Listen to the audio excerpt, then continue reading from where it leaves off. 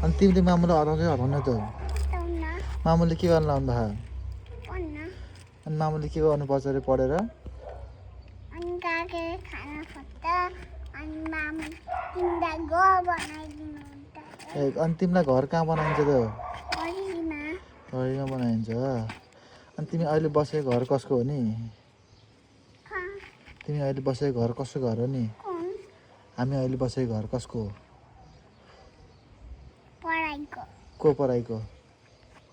कही पढाइको अर्कै पराईको अर्कै पराईको हो त अझ भन लडिन्छ त्यस्तो गर्न त्यस्तो गर्ने लडिन्छ बताउँ बस यहाँ माटो खेलाउँछ है खेला हो खेलाउँ खेला हो शरीरमा नङमा जाँदा त्यस्तो गरिन्छ र शरीरमा नहाल खाएको तिमीले खाइक्यो हो शरीरमा नहाल त्यहीँ माटो खेलाऊ कुरा फाल्ने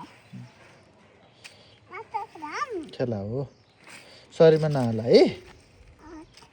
हातले मात्रै खेलाऊ है हुन् खेलाऊ खेला कति भयो माटो दुईटा हातले खेलाएको ल हातै राख